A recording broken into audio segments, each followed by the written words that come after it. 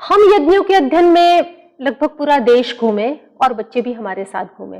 तो ज्योग्राफी हमने बच्चों को ऐसे ही घूमते घूमते सिखाई कि समुद्र क्या होता है, लहरें कैसे उठती हैं इत्यादि।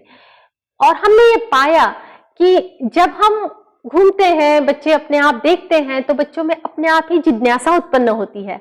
और जब जिज्ञासा उत्पन्न होती है तब बच्चा अपने आप सवाल करता है और हमारे पास भी बहुत सारा समय होता है उसको उत्तर देने का।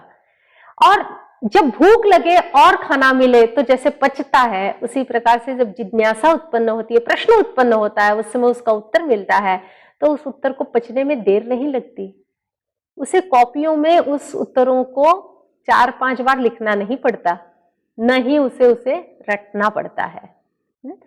जैसे कि मुझे बड़ा आश्चर्य होता है कि मैं आजकल उत्तराखंड में रहती हूँ और मैंने पाती हूँ कि कई पुस्तकों में वर्णन रेल यानों का है।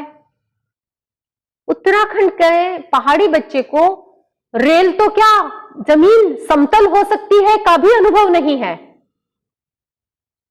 कैसी समतल, यानी उसके लिए एक छोटा मोटा मैदान, उसको बहुत बड़ा मैदान भी नहीं दिखता है।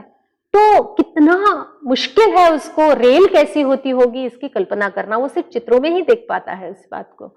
ऐसे ही हमारे सिलेबस में जो कई कहानियां होती हैं जिसके राइटर्स इंग्लिश होते हैं, पूरी कहानी हम पढ़ने के बाद भी समझ में नहीं आता है कि ये नाम आदमी का था या औरत का था, उसके साथ में ही लगाऊं या शी लगाऊं। और इतनी छोटी सी चीज के लिए, क्योंकि यही चीज अगर मेरे कॉन्टेक्स्ट में बोली जाती तो ये समझना मेरे लिए बहुत आसान होता, परंतु चूंकि कहीं शायद दास्य प्रवृत्ति के कारण जब तक हम साहब लोगों के कल्चर को न सीख लें तब तक हम तो अनपढ़ गवार कहलाएंगे। इसलिए उनका कल्चर सीखना हमारे लिए शायद बहुत जरूरी है। इस तरीके से हम बहते हुए अपने ही मानस के ऊपर बहुत सारा भार अल्पवय में वो भी डालते रहते हैं। मुझे लगता है मैंने अपने बच्चों को इससे बहुत अंश तक मुक्तता दिलाई और बच्चों ने अपना बचपन जिया।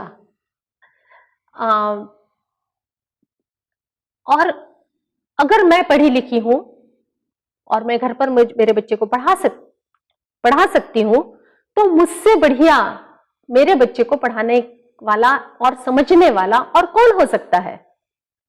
इसलिए भी होम स्कूलिंग का जो एक ऑप्शन है, न कि सिलेबस को उठाकर के मैं घर में पढ़ाना, बल्कि बच्चे की आवश्यकता और वो क्या चाहता है जीवन में बनना, उन चीजों को उसे सिखाना, ये एक विकल्प के रूप में हमने यहां पर